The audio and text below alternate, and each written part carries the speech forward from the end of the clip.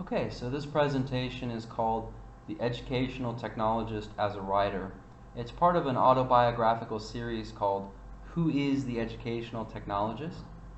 And as this is a case study about me, I think it's necessary to briefly go over my educational background to see what led me to become an educational technologist. So, firstly, I have a BA bachelor's degree in linguistics from Rutgers from 2005 to 2009. Linguistics, of course, being the study of the structure of language and speech sounds and so forth. Secondly, I have a master's in educational technology from Tartu from 2017 to 2018. Now, I got this as a form of professional development after I'd already started working as a teacher. But when I graduated from Rutgers in 2009, I had no desire to become a teacher. However, I like education. So how does that work? Loves education, doesn't want to teach. Well, basically, I'm really interested in the field called curriculum development. A lot of people don't know what this is. But basically, if you analyze it, teaching's not just about being in the classroom with the students. There's other elements to consider regarding the overall design and structure of the course, such as the scheduling, the events that will take place, the activities that will happen, and any kinds of materials that you use, such as textbooks, need to be decided upon in advance. And let's say that you don't want to use someone else's materials, you'd rather create your own. That's an area we call content creation. It's not specific to education, but if you work in education and you're a content creator, that would entail making things like your own worksheets, maybe writing books. I've written several books that go along with my courses, but certainly in the digital age would include making PowerPoint presentations, websites, apps. The sky's the limit. Now, I've always found it extremely weird and very frustrating that the vast majority of people I talk to, even if they're teachers, students, or parents of students, and even really wealthy school owners, never seem to consider the difference between designing materials where you sit at a desk for long hours by yourself, creating something that could be used in education over and over again, and teaching, which is where you're in front of a live audience. You have to think quickly on your feet, you have to interact with people and organize people and so forth. Now, in the public's eye, all of this is teaching. But to me, this has always been as different as night and day. And like I said, while a lot of teachers are attracted to the profession because they want to help people and be in the classroom and work their magic and no two classes are the same and all that kind of stuff, I've always been attracted to kind of like the back end. That's what really attracts me to education. So once I graduated, I went to New York City looking for work. What I found is a lot of places wanted me to teach. A few places wanted me to teach and develop curriculum or create content once they found out what that is and how important it is to education. But very few places wanted me to just develop curriculum or create content without having to teach it.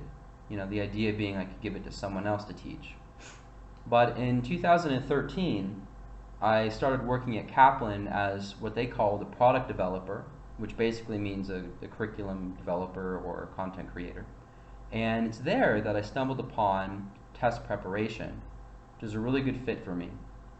So test preparation means helping students prepare for standardized tests like the famous SATs, the ACTs, its close competitor, AP or advanced placement tests, GRE for graduate school, LSAT, GMAT, and so forth. And this lies under a domain of education called assessment. Assessment uses psychometrics, which is principles of psychology and statistics, in order to design fair tests. Now, several companies exist to help students prepare for standardized tests. The household name is probably Kaplan, but Barron's is very well known, and also the Princeton Review. If you go to any bookstore in their test prep section, you will find books by these big names.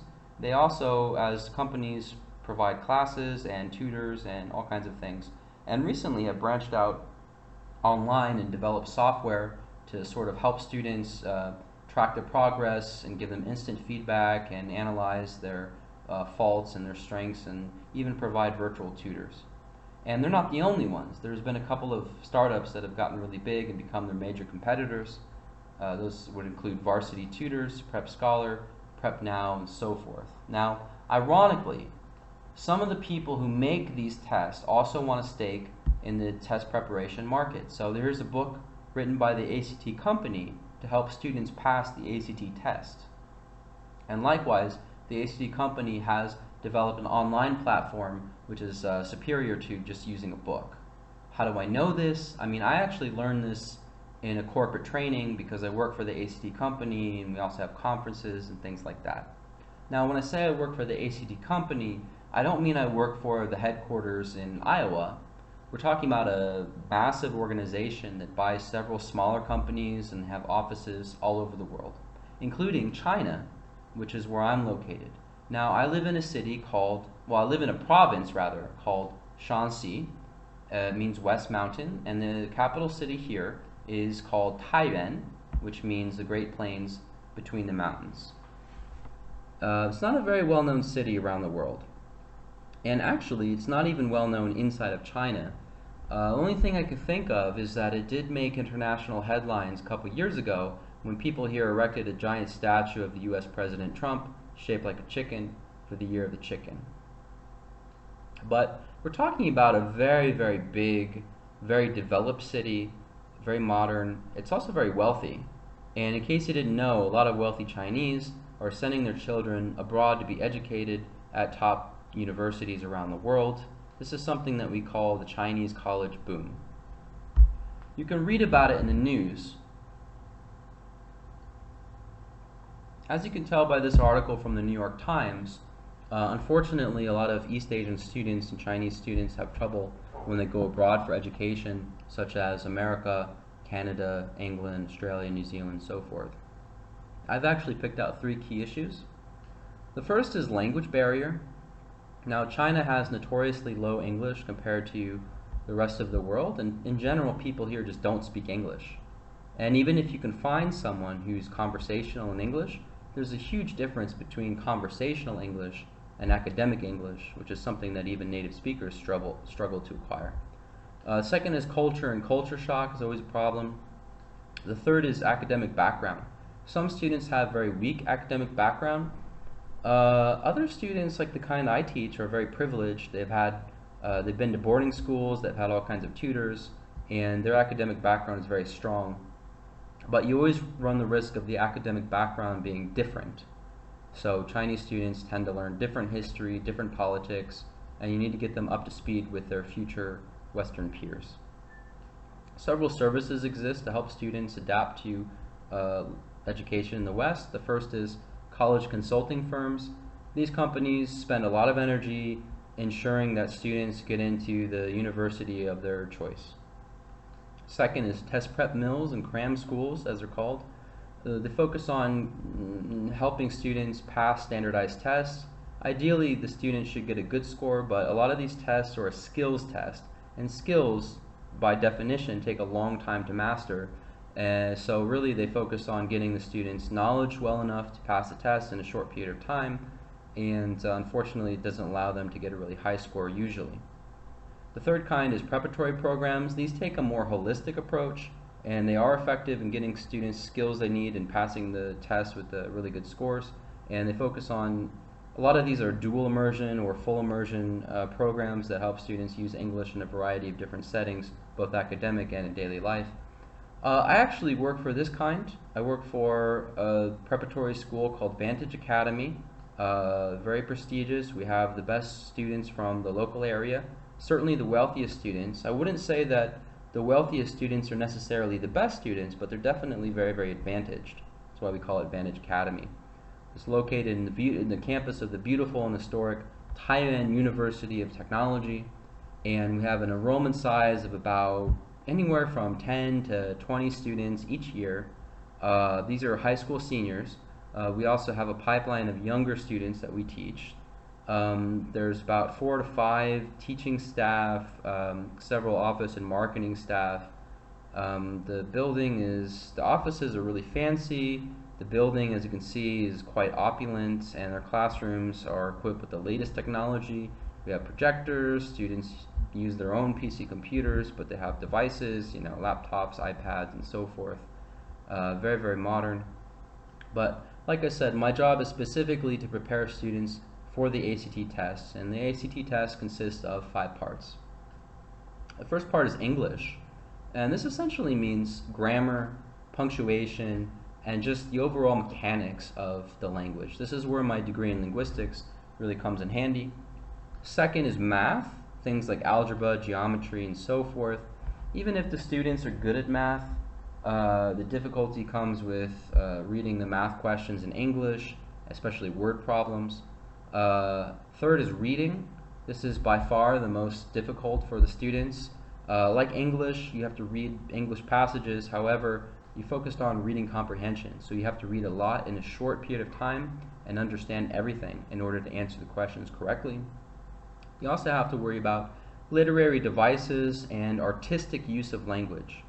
So for example, if you read something in science, they usually use very normal language like David ate some pizza, but in the reading they might use a noun like wolf, as in the animal. They might use that as a verb and say David wolfed the pizza down, and that abstract use of language and the change in word order that it causes really confuses the students, but that's just one out of many examples.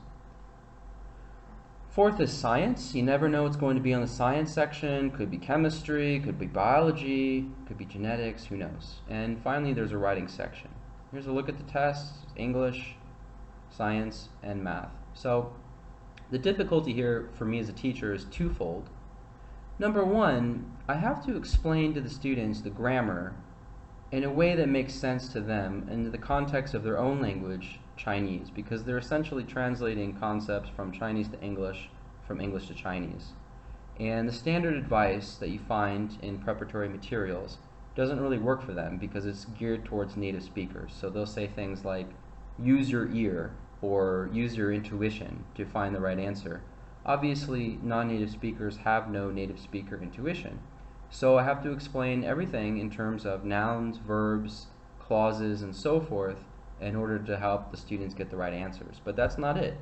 The second part is I also have to know what the test is talking about. These students are very, very smart. They're like little sponges. They ask very challenging questions, and I don't want to look like an idiot or I'll get in trouble. So I have to know the subject matter. They ask me a question about any kind of science or economics passage, I have to know what they're talking about in order to answer the question effectively. This test is very, very hard, and in fact, if you can achieve a perfect score or a near perfect score, that qualifies you for entrance into Mensa, which is the famous high IQ society.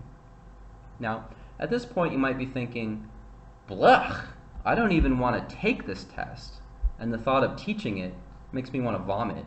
Well, believe it or not, these are considered the good classes. Once you know what you're doing, they are very easy and very satisfying to teach. And the head honchos, or the top dogs, usually keep these classes for themselves, and they delegate the bad classes to their underlings. So what do we mean by bad classes? Well, bad classes are ironically the kinds of classes that most people assume are easier, simply because they're less scholastic in nature. But they're not easier, they're harder. Right? So the gig is you put in a room with several students who are staring at you and they don't want to speak, even if you ask them to speak or you ask them questions, because they're shy, they're afraid of being wrong, and a lot of them simply don't know any English. They don't understand you and they can't say anything. They're reluctant to work in groups. They're basically not going to fill in the class for you. You're expected to teach them. So you're sitting in a room, they're not moving much, and before you know it, you start sweating and the clock starts ticking. And after that, the crickets start chirping. That's where we get to the problem. As I stated before, in only a few short months, students have to take the ACT test. They have to score highly because they're getting into good universities. And this is the case year after year. So they do eventually score highly and get into good universities. And 3 or 4 months after that, they take their AP exams, and a lot of them score highly in their AP exams. But when they enter the school, They don't speak any English. Low English. Students cannot carry on a conversation. Students have trouble understanding simple directions. Even when you talk loud and slow and use simple words, a lot of the students don't understand you. Students can barely read a children's book. I see them looking up words that are extremely basic, words that you know they learned in primary school and secondary school, but they completely forgot and now they have no concept of. They just went in one ear, out the other, just to pass the test, and then they forgot everything after the test was over. But like I said, they need to pass this really, really difficult test in English because these students are getting into schools like Penn State, Johns Hopkins, University of Rochester. Most of the students get into schools at this level.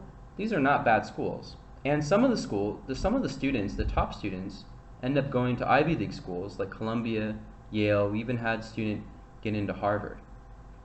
So the question is, how can we get students from 0 to fluent in less than a year? This is where I find educational technology really came in handy for me. This is the first part of my abstract of my thesis. The principal problem the author has solved as a teacher is, how can educators help students with little to no English proficiency achieve high scores on standardized tests like the American College Test, ACT, within a year and a half? So what I did was I created a method for making an effective curriculum very efficiently for learning a second language. So you notice I did not just create my own curriculum for teaching them. I created a method for making a curriculum that can be used for any language, and any teacher can use this method to make their own curriculum, which will be different, but it will also be similar in principle. So how did I do this? Well, basically I rely on movies, since this is a language course, and I use some of my favorite movies, and this is fun for me. It's nostalgic, it's entertaining. I'm sure some of you right now are saying, oh look, I love that movie. Students love these movies too.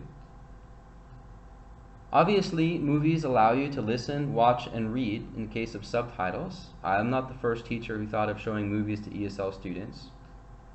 And secondly, they're entertaining, they're in a narrative format, which has several advantages and so forth. So studying videos, movies, film, is great for learning language. Everyone knows that, everyone can figure that out. But you might be saying now, movies exist, why can't students just study from watching movies? Why do you need a teacher? And in fact, some teachers do teach just by showing movies, if they can get away with it. Well, in my case, I found that Chinese students are very, very hardworking, and they have very good memory. You can memorize a lot of words in a short time, and study all day. But notoriously, they're not so good at strategizing. So there's an old expression, they're very, very good at digging, but they don't know which direction to go in. And here we have some authentic notes from one of my students. And she's watching a movie and she's trying to remember every single word. Words like deliver or solid. As I mentioned, these are very basic words. They're not advanced words. They're words she doesn't know. But at the same time, while she's struggling with the simple and basic words, she's trying to learn other words like keel, as in the keel of a ship, which is a very, very uncommon word. It seems to me the smarter strategy, the way to work smarter instead of harder, would be to learn the simple words first, the more frequent words that will naturally burn in your brain because of repetition, because they're more frequent. To learn those words first. Once you learn those words, then you focus on the more rare words, the more abstract words, the more difficult words. Right? This is something in education that we call scaffolding. And I use scaffolding and other principles of education when I design my method. I use principles from linguistics, principles of technology, culture, psychology of learning to create my method. So, what is my method for learning English really, really well in a short period of time? I can describe my method in 10 steps. Step 1, choose a TV show. This show will serve as the foundation for your course. Now, when I did this, it was really just, on the seat of my pants, and I just chose the show called Doug. because it's about a young boy who studies in America, and I remember this from my childhood. But I regret this because it's not very new, it's not very popular. And actually, I'm currently in the process of creating a new curriculum using Peppa Pig, and this is great for actually younger students, which is where the market is at. But regardless, I chose Doug, and then what did I do next? Well, basically I downloaded the episodes, and the episodes in a season of pretty much any TV show should give you enough content to fill up a semester, or even 2 semesters, depending on how many classes you have per week. Step 2, transcribe the script, or you can find the script online. Right, this doesn't take very long, actually, and here's an example of the script. Basically, students will study this, they will look up the words and try to remember them, and they will study the phraseology, and they will record questions at certain parts. They can even use electronic dictionary, and this will, save time, so they don't have to flip through a paper dictionary, and will also give advice about some syntax and things like that. So step 3, play the episode. You can give the episode to the students to watch at home, or you can play it during class. But when the students watch, they should record how much they understand. So let's say the student is intermediate, they understand about 50%. They understand about half of the English. Actually, by the time they watch the next episode, they might understand less because, as you will see, I will go over the episode and explain things, and they might learn to appreciate how much they overlook and how much they're missing. But eventually, if they study enough, there will be facts and words and concepts repeated, and they should actually, learn more over time. And this serves as kind of a formative assessment, verifying to the instructor as well as the students that they are learning, that they are achieving their goals. Step 4, cut the show into clips on PowerPoint slides. This is a little bit time consuming, but basically you're going to chop up the episode into little video clips, maybe 15 seconds or 30 seconds, even as long as a minute. Keep them in a folder, and then import them into PowerPoint slides sequentially. And so then you can also have the transcript there for reference, which can be copied and pasted from your script. And you just go over the narrative bit by bit. And the students can watch and read at the same time, or just watch, and then the text is there for reference. And then at the proper time and place, the student may be able to answer the question that they had about a certain piece of the dialogue. Okay? So you just go over the episode bit by bit, and meanwhile you can explain certain things. That's where step 5 comes in handy. You can represent vocabulary with images. So in this slide, which is the 4th one, we have a vocabulary word, costume. You can kind of guess based on the level which vocabulary words your students will not know. They have to know the basic ones, like the pronouns and the basic verbs like to be or to have. And aside from that, you can kind of work your way up the intermediary vocabulary or the advanced vocabulary. So here we have the word costume. You can represent this in the slide with an image so they can immediately check their understanding to avoid double entendre. And you can also have the IPA for reference and even the translation. And when you include the translation, this is a good opportunity for you to study their language, and you can sort of, give them the translation of a certain gloss. And there's many ways to represent words visually. I mean, there's ways to represent words singular and plural, or specific and general, even different parts of speech like adjectives and verbs. You can even use animated GIFs for verbs. And you can even represent abstract concepts. I mean, you could use that using symbolism and things like that. There's a whole guide in my thesis for how to represent images accurately instead of confusing the students. Step 6, make explanatory slides. Sometimes it's necessary to go into deeper explanation. So, we already settled the issue of the word costume and gave you a picture for reference. What about this phraseology here? All of a sudden it hit me. This might confuse the students. They might know the word hit, but only in the literal sense, not the figurative sense in this specific phrase. So that's where it's good to have an explanatory slide where you explain the difference between literal and figurative and connect it to real-world situations such as the emoticon facepalm, which they love. I like to go into word etymologies when I do explanatory slides. So here we have part of a dialogue, and they use the word chopsticks. And so you ever wonder where the word chopsticks comes from in English? Obviously you can't use chopsticks to chop up anything. And so according to my research, this actually comes from the first sailors that were trying to learn Chinese. They were trading with the Chinese. They interacted with the Chinese, and they heard the word kwai is quick, but in southern Chinese is pronounced as kop. And mnemonically, this reminded the sailors of the phrase chop chop, or the action chop, which is a very fast action. So chop chop means hurry up. So they remembered kop means chop, hurry up. And then when the Chinese speaker said the word for chopsticks, which is kwaizi, the Westerner thought it meant fast thing, because kwai means fast. Incidentally, kwaizi, as in chopsticks, is actually a different word. It sounds the same, but it's different. So actually it was a historical mistake. But that led to the term chopstick in English.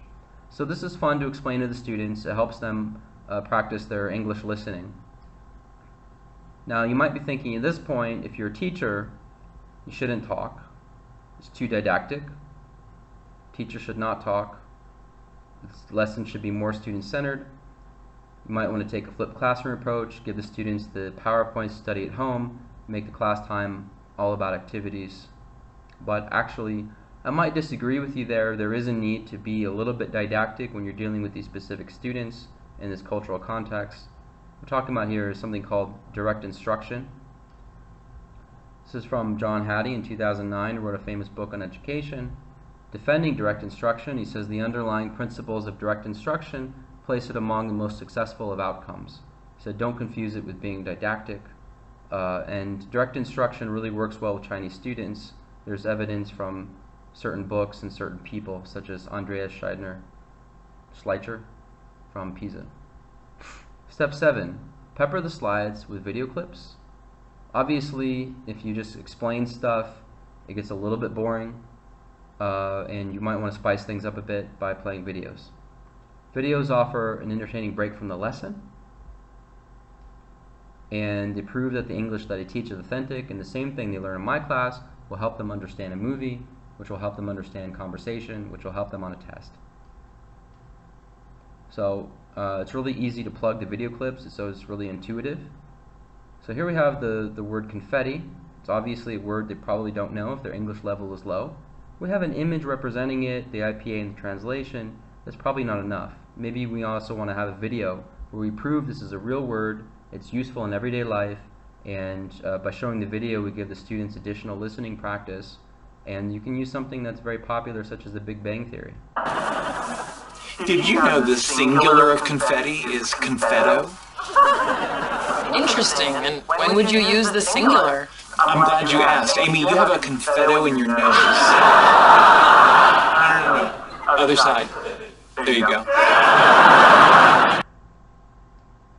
So certain movie moments just stick in my brain from movies that I've seen, and every time I'm watching a movie, once my curriculum is developed, I say, oh, I'm going to grab that and add that to my curriculum, such as that clip from the Big Bang Theory where they're even talking about the grammar here, which makes it an extra good clip. But you could even have clips represent the spirit of the word, or the meaning of the word, so sophisticated. I chose a video clip that they don't actually use the word sophisticated, but it definitely represents the concept of sophisticated very well.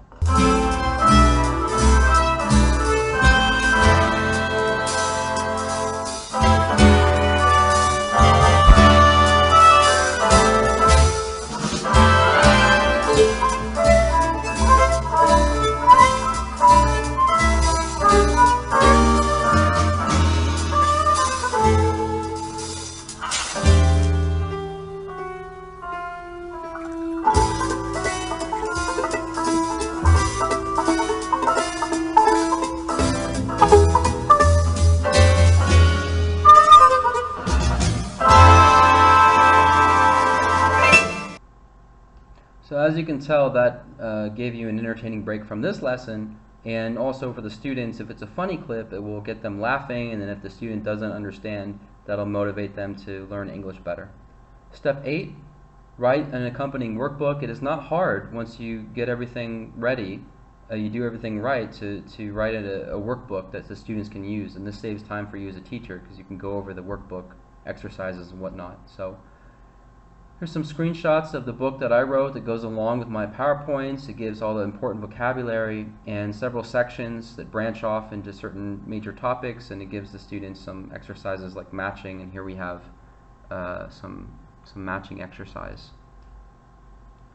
Now, in my PowerPoint presentation, which I give to my students as PDF, you might notice some little numbers here, and the numbers actually correspond to places in the book, so it's very organized.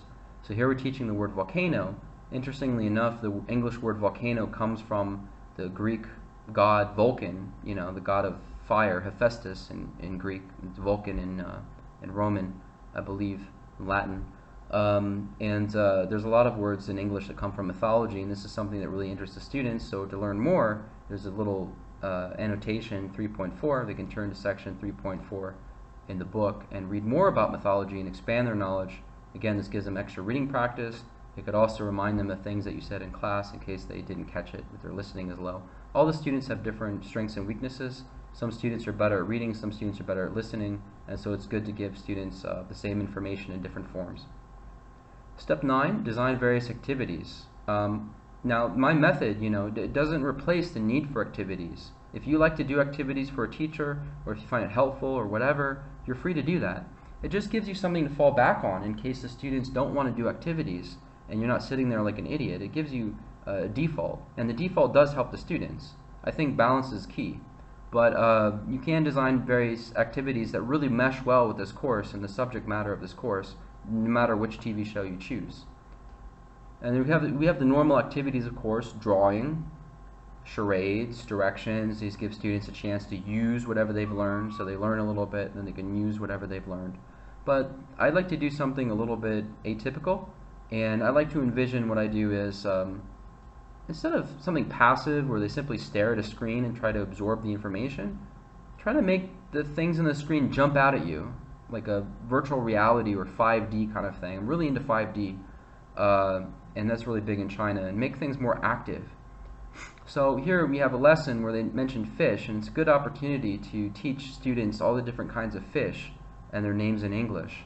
But it's a little bit boring to study from this. There's books that are visual dictionaries or whatever. They can learn from this. Why do they need a teacher? So instead of just showing them this and going over the vocabulary, I like to have them look at it, have them try to study from it, and then we'll play a fishing game. I'll bring out some plastic fish and a fishing pole, and they'll catch a fish, and then I'll quiz them in front of the class, so they have to make sure they memorize all the fish names, and they would say the name of the fish. And so this is a little bit more fun than a paper test with multiple choice. And of course you could always do, blind taste test or something like that, identify the fish based on the taste. You can do all kinds of fun things to bring the reality from the projector world into the actual classroom setting. Do things like, here's a lesson about hiking and being in the wilderness, and I'll burn some incense, and it'll feel like, you could smell the fresh pine or whatever, and that you're actually inside the forest. And I like to make things very, very immersive. So we don't have time to talk about all the activities that I use, but I definitely have a separate PowerPoint presentation I'd like to put on the internet regarding the activities that I use in class. Step 10, verify the method's effectiveness. What I like to do, because this is a new method and students need faith that the method works, I like to show them a piece of a movie. It's totally different from whatever TV show I chose. And then every time the movie uses a word that's also found in my lessons, I flash to a screenshot of that PowerPoint slide so that they can see if they do learn all the words I'm teaching them. Those are very frequent words, not just in this TV show that I chose, but in every TV show. That's how word frequency works. They're not familiar with how English works in terms of word frequency. It's really not time consuming to do all this. It seems like a lot of work, but actually, and it can be a lot of work, and for me it was, because I did it through trial and error. But if you do things just right, and you don't make any mistakes preliminarily, and those mistakes don't add up, it's actually really, really, really fast. I could bang out a new curriculum in no time. You sit down and spend a few hours chopping up videos, and then you're done. And you can reuse the same videos you use for one curriculum for another, because like I said, the words usually, through frequency, that corresponds. So the same words that you teach in one TV show will also appear in the same another TV show. So that, more or less. Does it work? That's the question on everyone's mind. Does this really work?